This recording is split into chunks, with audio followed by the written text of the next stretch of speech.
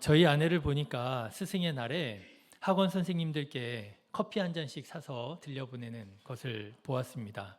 학교 선생님들께는 좀 부담이 됐던 것 같아요. 이게 뭔가 또 문제의 여지가 될까봐 학교 선생님들께는 조금 조심스러웠던 것 같고요. 학원에 이제 아이들 가는데 이제 커피를 사서 들려보내고 하는 걸 보았습니다. 어떻게 보면 그 커피 한 잔 별거 아닌 것처럼 보이기도 합니다. 그런데요, 그렇지 않더라고요. 아이들에게 그 커피 한 잔으로 선생님을 존경하는 마음, 그리고 선생님을 사랑하는 마음, 이런 것들을 가르치는 것 아니겠습니까? 평소 선생님께 감사했었던 마음도 표시할 수 있고요. 좋은 사람을 만나는 것이 복 중에 복이라고 우리가 생각을 하는데, 여러분, 좋은 선생님을 만나는 것은 얼마나 큰 복이라 하겠습니까? 이 사실을 잘 알고 있었던 우리 옛사람들은 군사부일체라. 여러분 무슨 말씀인지 아시죠? 군, 임금과 사, 선생님과 부, 부모님이 하나라는 거예요. 임금님이나 선생님이나 부모님이나 같은 반열에 계시는, 우리가 정말 마땅히 존경해야 할 분이다 라고 하는 말이죠. 그래서 여러분, 제가 어렸을 때를 생각해 보면 선생님의 그림자도 밟지 않아야 된다, 뭐 이런 얘기도 있었어요. 저 어렸을 때요, 제가 좀 착했던 모양입니다. 그 얘기를 듣고요, 선생님이랑 가는데 선생님 그림자 안 밟으려고 되게 애를 썼던 기억이 나요. 괜찮지 않습니까? 예, 저 같은 제자는 괜찮은데, 그런가 하면 여러분 아마 아실 거예요. 그 아이들이 학교에서 선생님한테 혼나고 오잖아요. 그러면 그 다음날 부모님이 그 아이 손에 선생님께 조그마한 선물을 들려서 보내곤 했습니다. 내 아이가 선생님에게 혼나고 왔는데요, 죄송하다고, 잘 가르치지 못했다고, 선생님 화 푸시라고, 그러면서 선생님에게 작은 선물 들려서 보내드리고, 내 아이가 선생님에게 혼나고 오면 오히려 이제 그 아이를 꾸짖는 일이 있었죠. 넌 어떻게 했길래 선생님한테 혼나고 그러느냐.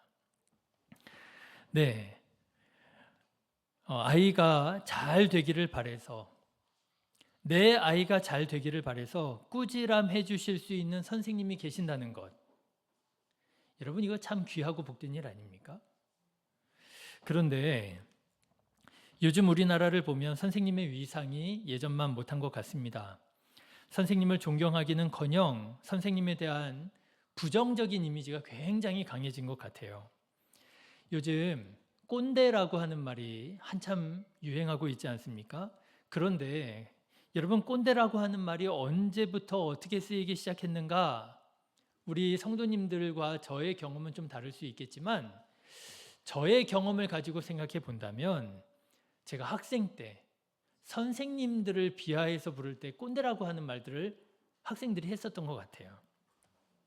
자, 여러분 생각해 보십시오. 군사부일체라고 그랬습니다. 임금과 선생님과 아버지가 같은 반열에 있었어요.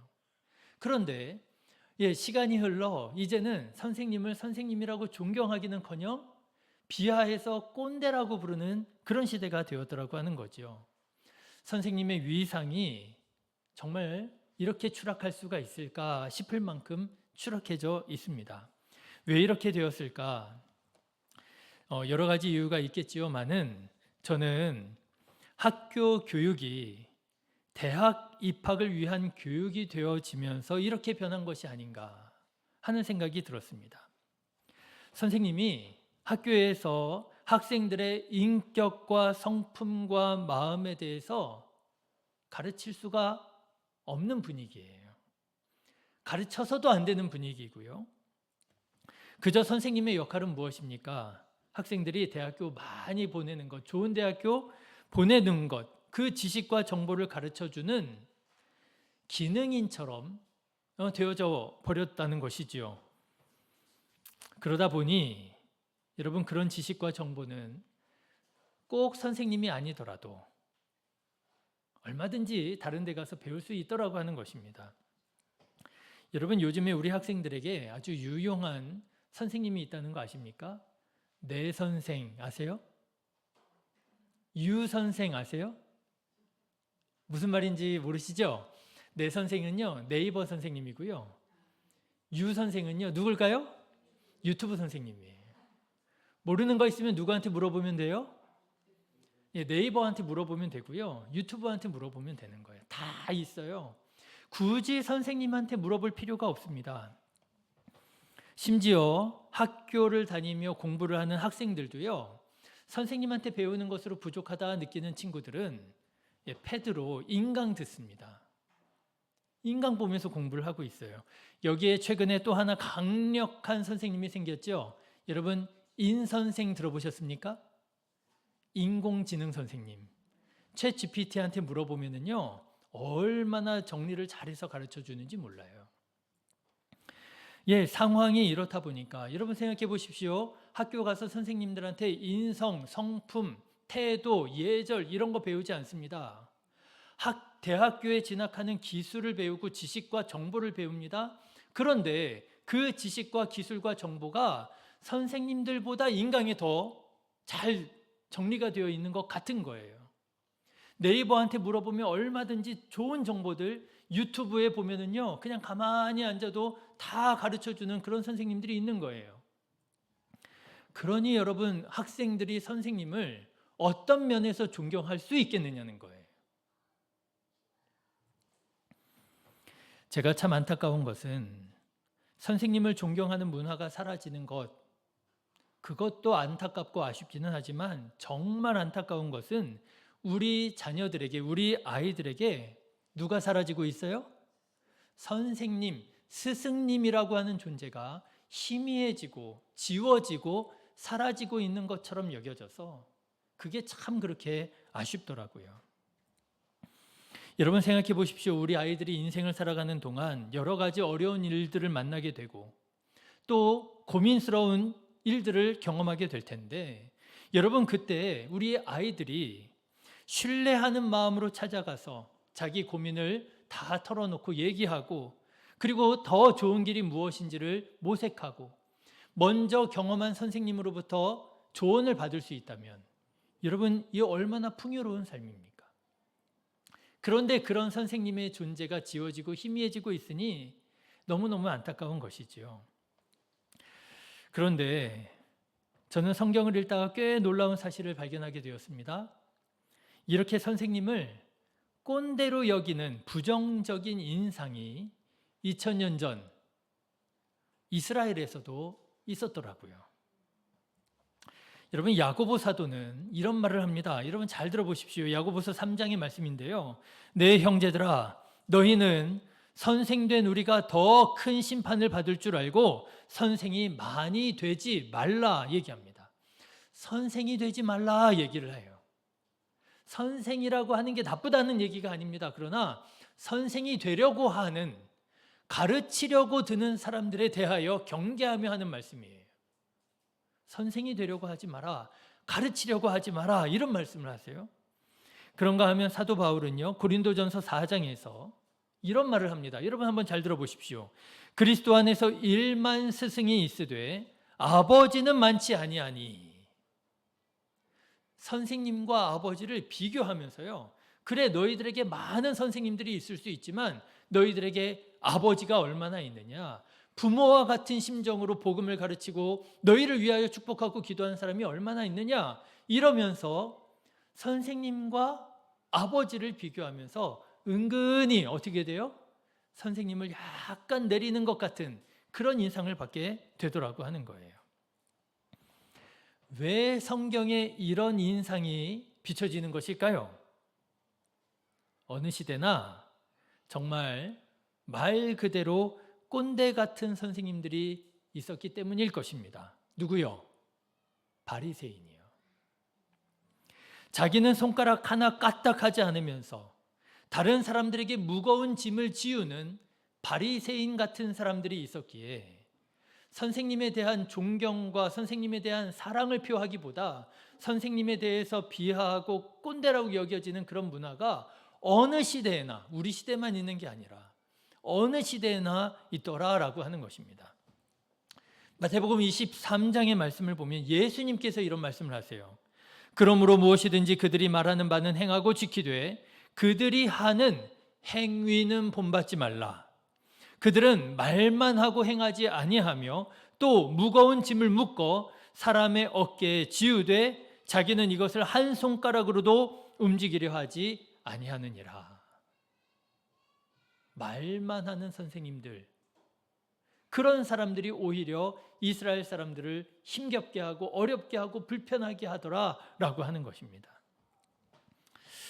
이런 것을 보면은요, 가르친다라고 하는 것, 가르치는 일이라고 하는 것이 예나 지금이나 참 쉽지 않은 일이로구나 하는 생각을 하게 됩니다. 여러분, 까딱 잘못하면은요, 꼰대라는 말 듣기 참 쉬운 게 무슨 일이라고요? 가르치는 일이라는 거예요. 자, 그런데 바로 여기에 우리 그리스도인들의 고민이 있습니다. 예수님께서 우리 모두에게 사명을 주셨는데 어떤 사명을 주셨느냐? 가르치는 사명을 주셨어요. 여러분, 마태복음 28장, 여러분 너무너무 잘 아시는 말씀인데 제가 한번 말씀드리겠습니다. 그러므로 너희는 가서 모든 민족으로 제자를 삼아 아버지와 아들과 성령의 이름으로 세례를 베풀고 내가 너희에게 분부한 모든 것을 뭐라고요? 가르쳐 지키게 하라, 이렇게 말씀을 하셨어요.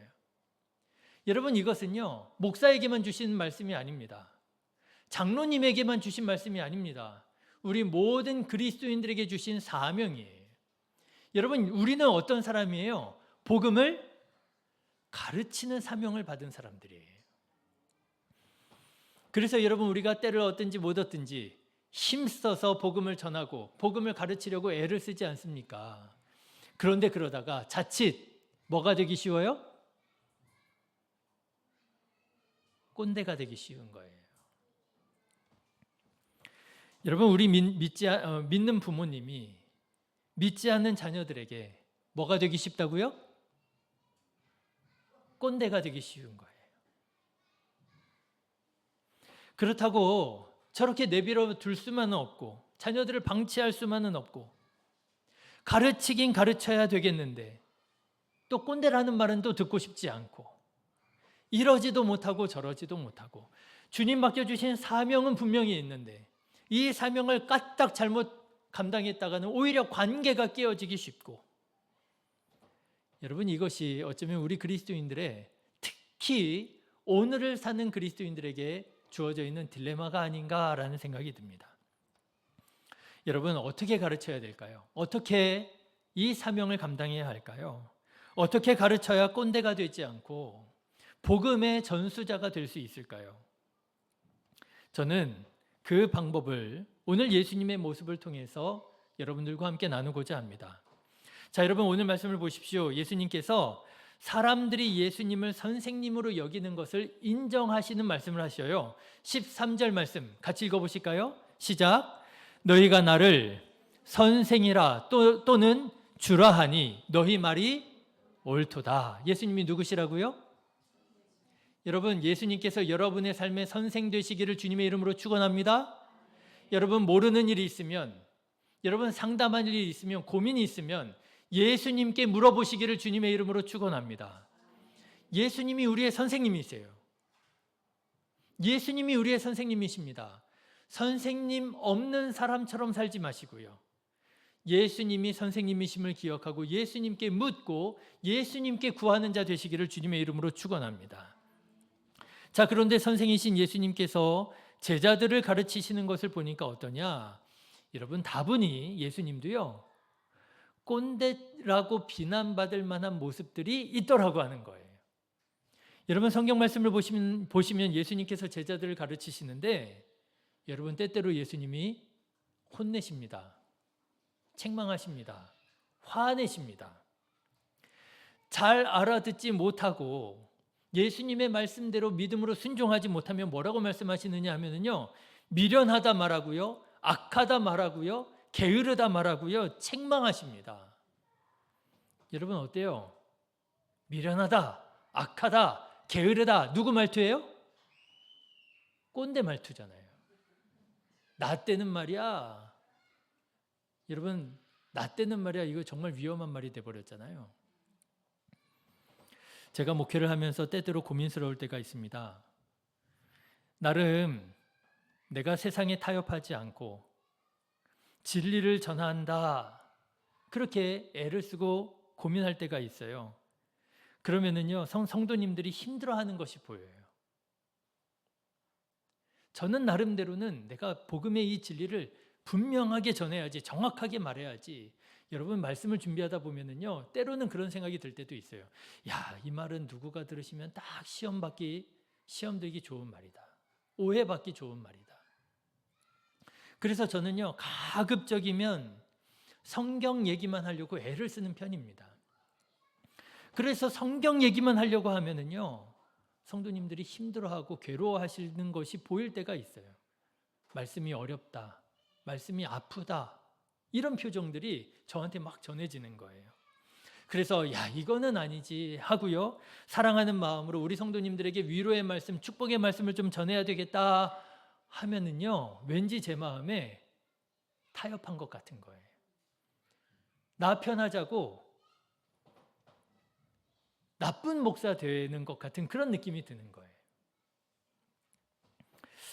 그런데 여러분, 예수님께서는요, 말씀드린 것처럼 게으르다, 악하다 막 책망을 하시는데도 불구하고, 제자들을 혼을 내시는데도 불구하고요, 사람들이 상처를 받기는커녕 오히려 그 예수님의 말씀에서 위로를 얻고 치유를 얻고 그러더라고 하는 거예요. 어떻게 이럴 수 있을까? 참 너무 궁금하고 부럽고 그러더라고요. 그런데 성경에 보니까 예수님의 가르침이요, 달랐더라고 하는 거예요. 마가복음 1장에 보면 예수님이 가르치시는 그 말씀을 들은 사람들의 반응이 나오는데 이렇게 반응했다는 거예요. 무엇 사람이 그의 교훈에 놀라니 그가 가르치시는 것이, 예수님이 가르치시는 것이 권위 있는 자와 같고 서기관들과 같지 아니함일러라, 이렇게 되어 있어요. 예수님의 가르침이 다른 사람들과 달랐다는 거예요. 뭐가 달랐을까요? 여러분, 예수님의 가르침이 뭐가 달랐을까요? 제가 한국의 유명한 목사님들 이렇게 설교도 제가 듣고 하잖아요. 근데 그러던 중에 제가 빌리 그레이엄 목사님 설교를 들은 적이 있어요. 여러분, 빌리 그레이엄 목사님 아십니까? 옛날에 굉장히, 지금은 여러분 모르시는 분들이 많을는지 몰라도요, 세계적인 부흥사고요, 미국의 감리교회 목사님이시고요, 아주 훌륭한 목사님이세요. 그런데 이 빌리 그레이엄 목사님의 육성 설교를 제가 한번 들은 적이 있어요. 이렇게 이제 유튜브에서 이렇게 저렇게 궁금하다가 검색을 해봤는데 빌리 그레이엄 목사님의 육성 설교가 있더라고요. 들어봤습니다. 목소리가 얼마나 좋은지요. 영어를 못하는 제가 이렇게 듣기만 해도 목소리만 들어도요, 은혜가 돼요. 아주 그냥 중점으로 쫙 깔려서 정말 목소리에 권위가 있더라고요. 얼마나 부러운지. 저도 앞으로 좀 목소리 깔고 그래야 될 것 같아요. 여러분, 예수님의 설교가 가르침이 다른 분들과 달랐다. 예수님의 목소리가 빌리 그레이엄 목사님처럼 이렇게 중저음으로 쫙 깔려서 그렇게 들렸을까요? 그래서 사람들이 다르게 들렸을까요? 아니겠지요. 예수님의 가르치심이 어떻게 달랐을까요? 어떻게 달랐기에 예수님은 꼰대라고 하는 말을 듣는 것이 아니라 예수님의 말씀을 듣는 사람들이, 예수님의 책망을 받는 사람들이, 예수님께 혼나는 사람들이 그 예수님의 말씀을 듣고도 은혜가 되고 치유가 되고 감동이 되었을까요? 예수님은 말로만 가르치지 않고 삶으로 본으로 가르치셨더라라고 하는 거예요. 그 대표적인 말씀이 바로 오늘 본문의 말씀입니다. 자, 여러분, 오늘 본문의 말씀을 보십시오. 예수님께서 제자들의 발을 닦아주십니다. 그런데 이 일이 너무나도 충격적이었던 것은 여러분 잘 아시죠? 이 문화 안에서 다른 사람의 발을 닦아준다는 것은요, 있을 수 없는 일이에요. 이 일은 종이나 노예들이 하는 일입니다. 허드렛 일입니다. 우리 집에 귀한 손님이 오셨어요. 그러면은요, 귀한 손님이면 영접하고 대접하는 방법 중에 가장 극진한 예우 중에 하나가 그의 발을 닦아주는 일이에요. 오시느라고 얼마나 수고가 많으셨습니까? 얼마나 발이 피곤하십니까? 그러면서 이렇게 하는 거예요. 얘들아, 대야에다가 물 떠다가 우리 귀한 손님 발 좀 닦아드려라. 이게 내가 주인으로서 할 수 있는 최고의 예우인 거예요. 내가 닦는 게 아니에요. 그건 누가 하는 일이에요? 종이 하는 일이에요. 노예가 하는 일이에요. 그런데 예수님께서 제자들의 발을 닦기 시작을 하시는 거예요. 이 일이 얼마나 충격적인 일이었던지 베드로가 너무 깜짝 놀라서 예수님께 말합니다. 베드로가 이르되 내 발을 절대로 씻지 못하시리이다. 절대로 내 발은 안 됩니다. 다른 제자들은 모르겠습니다. 그런데 저는 제 신앙으로, 제 상식으로, 제 예의로는 이거 있을 수 없는 일입니다. 불가능한 일입니다. 내 발은 못 닦으십니다. 베드로가 그렇게 할 만큼 펄쩍 뛰면서 거부할 만큼 거부했던 것이 바로 이 일이었던 거예요. 그런데 선생님이신 예수님께서 제자들의 발을 닦아 주셨던 것입니다. 여러분, 예수님은 왜 이렇게 제자들의 발을 닦아 주셨을까요? 노예나 하는 일들인데, 종들이나 하는 허드렛 일인데, 그리스도이신 선생님이신 예수님께서 왜 제자들의 발을 닦아 주신 것일까요? 이유가 있습니다. 그 이유는 뭐냐면요, 제자들을 가르치시기 위함이에요. 무엇을 가르치시려고요? 서로의 발을 닦아주라고 가르치시기 위하여. 너희가 서로의 발을 닦아주는 것이 옳으니라. 너희가 서로 발을 닦아주는 것이 옳으니라. 너희가 서로 용납하는 것이 옳으니라. 너희가 서로를 사랑하는 것이 옳으니라. 너희가 겸손히 너희 서로를 섬겨주는 것이 옳으니라. 이 말씀을 하시기 위하여 예수님께서 친히 제자들의 발을 닦아 주셨다라고 하는 거예요. 아니, 말씀하시면 되지. 뭘 굳이 그렇게, 그렇죠? 아니, 선생님이 제자들에게 그냥 말씀으로 가르치시면 되지. 뭘 굳이 그렇게 본을 보여주신단 말입니까? 그런데요, 제가 한번 생각해 봤어요. 예수님의 마음이 이런 거 아니었을까요? 말씀으로만 가르쳐서 될 것 같은 거예요? 안 될 것 같은 거예요? 안 될 것 같은 거예요. 얘들아, 너희가 서로 발을 닦아주는 게 옳아. 서로를 좀 섬겨주면 좋겠어. 이렇게 말해봐야 이 제자들이 귓등으로도 안 들을 것 같은 거예요. 예수님께서 말씀하시면 뭐라고 생각하겠습니까? 들을 때에는요, 보기에는요, 그럼요. 제가 섬겨야죠. 하지만 그 마음에는요, 내가 왜 저 사람을 섬겨야 돼? 섬기려면 저 사람이 나를 섬겨야지.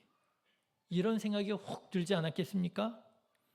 내가 나이가 더 많고, 내가 직분이 더 높고, 내가 우리 교회에 먼저 들어왔고, 내가 더 능력이 있고, 내가 더 많이 봉사하는데 섬기려면 저 사람이 나를 섬겨야지. 내가 왜 저 사람을 섬겨? 여러분, 우리 안에 이런 마음들이 있는 거 아니냐라고 하는 거예요. 그런데 여러분, 이렇게 자꾸 따지기 시작하면 섬길 사람이 있을까요? 여러분, 생각하면은요, 따지면은요, 계산하면은요, 섬길 사람이 없어요. 말씀만 하셔서는 그 말씀이, 그 메시지가 전달되지 않을 것만 같으셨던 것 같아요. 정말입니다. 사람을 보면 잘 몰라서 못하는 사람이 있어요. 잘 몰라서 못하는 사람이 있어요. 그래서 우리는 잘 가르쳐 줘야 됩니다. 그런데요, 잘 몰라서 못하는 사람만 있는 게 아니라 또 어떤 사람이 있어요? 어떤 사람이 있어요? 알면서도 안 하는 사람이 있더라고요. 알기는 너무너무 잘 알아요. 모르지 않아요. 그런데 알기만 할 뿐이에요. 말씀이 그저 지식과 정보일 뿐이지 그 말씀이 삶이 되고 능력이 되지 못하는 거예요. 그래서 예수님께서 어떻게 하시느냐? 종이나 하는 일, 노예나 하는 그 허드렛 일을 예수님께서 친히 하시는 거예요. 자, 여러분 오늘 본문 4절과 5절의 말씀 한번 보실까요? 4절, 5절. 예수님께서 이렇게 행하십니다. 여러분 4절, 5절 한번 천천히 그림 그리듯이 한번 이 말씀을 같이 읽어보면 좋겠습니다. 같이 읽겠습니다. 저녁 잡수시던 자리에서 일어나 겉옷을 벗고 수건을 가져다가 허리에 두르시고 이에 대하에 물을 떠서 제자들의 발을 씻으시고 그 두르신 수건으로 닦기를 시작하셨다. 누가 하는 일이라고요?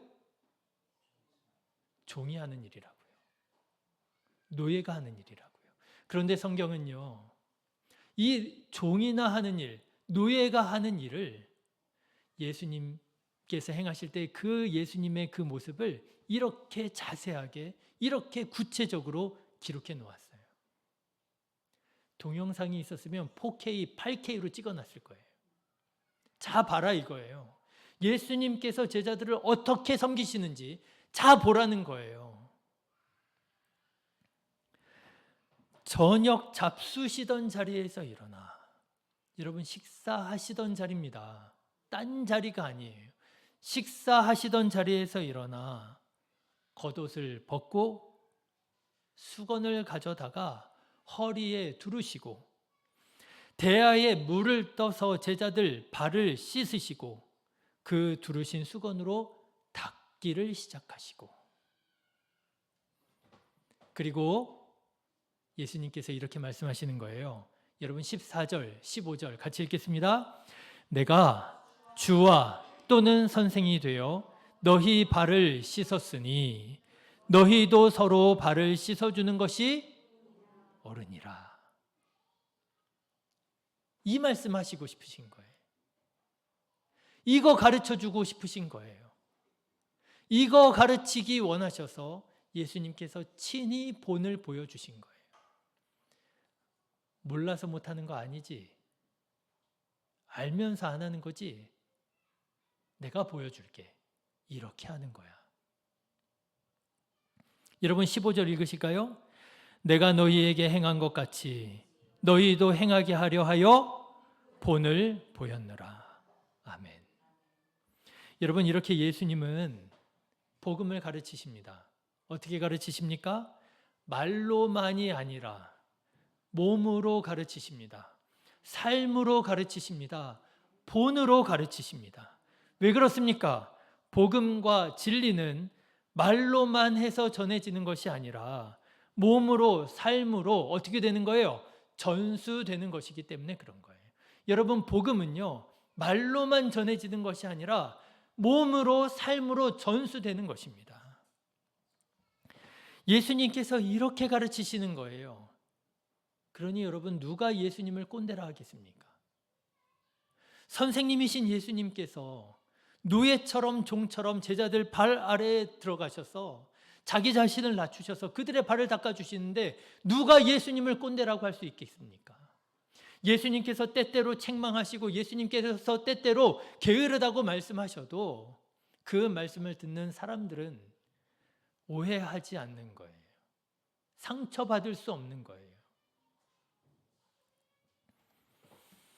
그래서 예수님의 가르치심이 서기관들과 달랐다라고 하는 거예요. 요즘 교회 학교가 어렵다, 교회가 어렵다, 자녀 신앙교육이 어렵다 하는 말을 많이 듣습니다.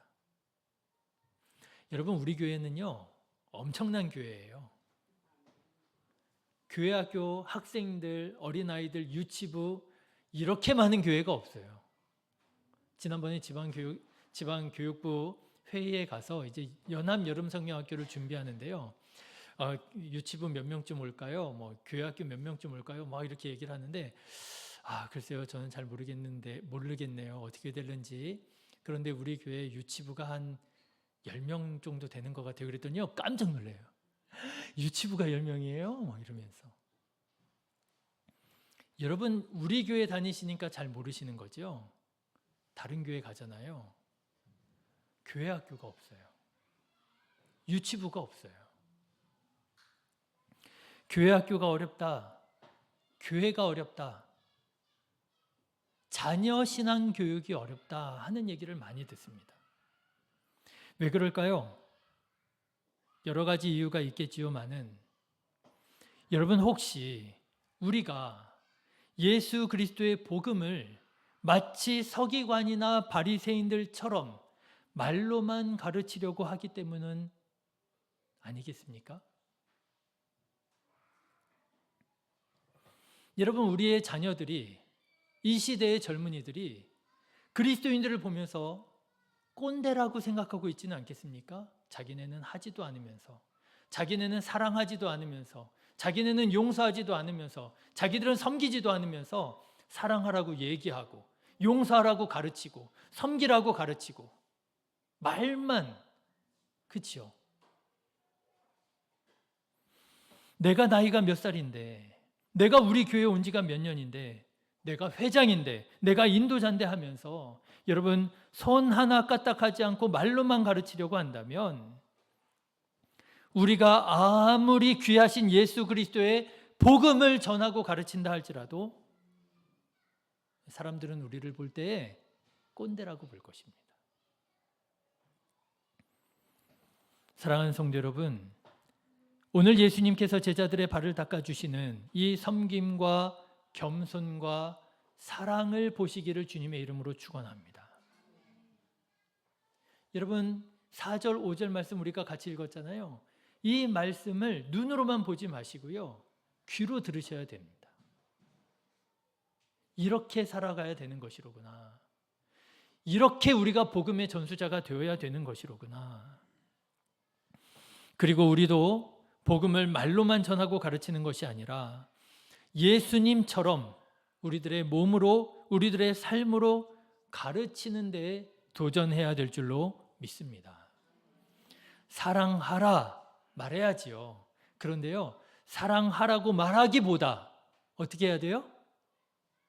사랑해야지요. 사랑하라 말하기보다 사랑해야지요. 용서하라 말하기보다 어떻게 해야 돼요? 용서해야지요. 여러분, 믿으라 말하기보다 어떻게 해야 돼요? 내가 먼저 믿어야지요.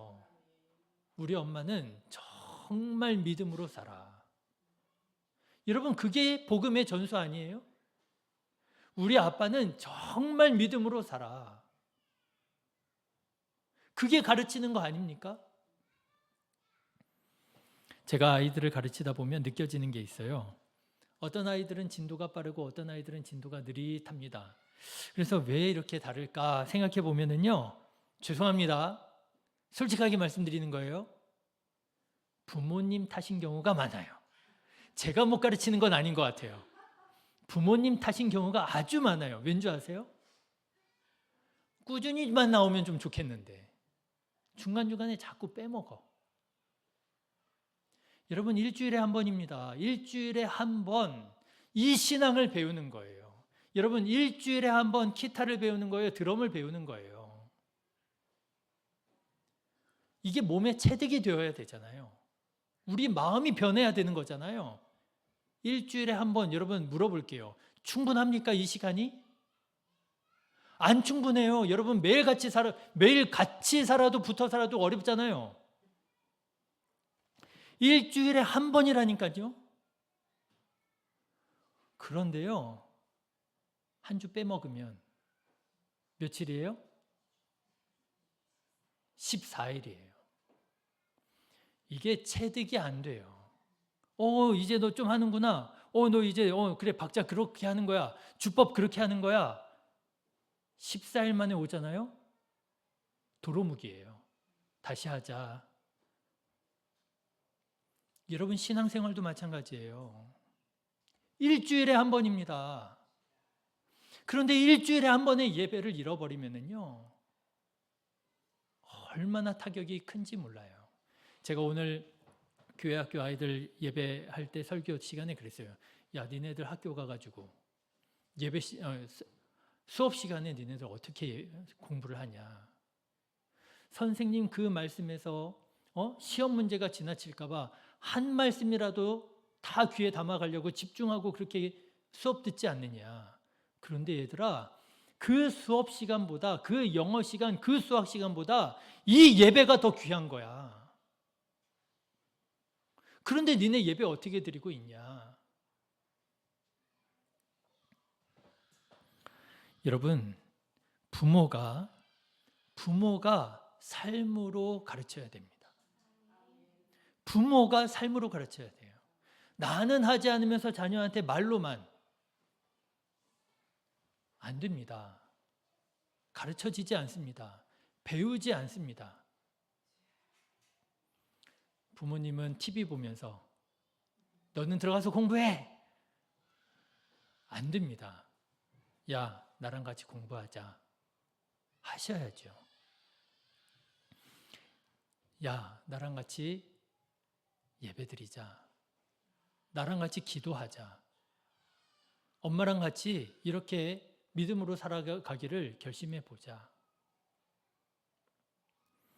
바라기는 이렇게 복음의 본이 되어 말씀으로 살아가는 우리 성도님들 되어서 복음의 전수자들 되시기를 주님의 이름으로 축원합니다. 그럴 때 우리 자녀들도 예수님을 주님이라고 고백하게 되어지고요. 그럴 때 우리 교회 학교도 더욱 부흥하고 기쁨이 넘치는 교회 학교 되고요. 우리 교회도 영혼 구원의 열매가 풍성하게 맺히는 영적 부흥이 일어나게 될 줄로 믿습니다. 기도하겠습니다. 좋으신 하나님,